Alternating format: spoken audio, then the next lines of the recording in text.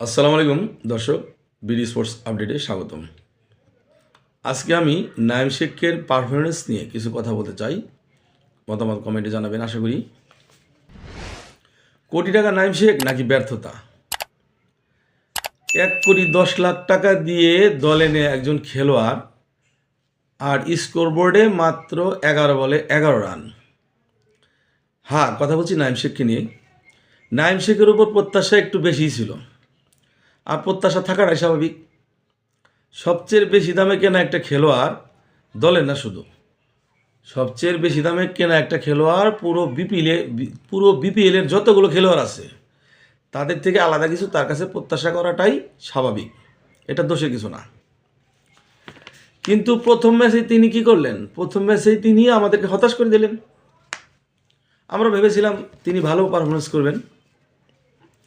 যাই হোক, তার পার্টনার মির্জা বেগ যেখানে অসাধারণ খেলে যাচ্ছেন, সেখানে তিনি 11 বলে মাত্র 11 রান করেন।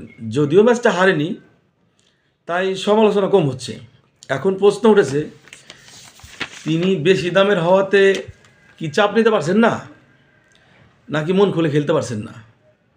বিপিএলের মতো টুর্নামেন্টে কোটি টাকার খেলোয়াড় মানেই ম্যাচ উইনার।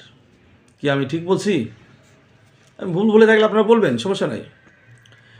কিন্তু সেই জায়গায় যখন পারফরমেন্স না আসে তখন সমালোচনা হবেই, এটা স্বাভাবিক। আপনাদের কি মনে হয় নাইম শেখ পরের ম্যাচে ঘুরে দাঁড়াবে, নাকি এভাবে খেলে যাবে? কমেন্টে জানাবেন। আমার চ্যানেলটি যদি ভালো লাগে তাহলে লাইক দিন, শেয়ার করুন এবং চ্যানেলটি সাবস্ক্রাইব করুন এবং কমেন্ট দিয়ে আমাকে জানান, আমার ভুলগুলো আমি শুধরে নেব। আল্লাহ হাফেজ, ভালো থাকবেন, সুস্থ থাকবেন। BD sports update.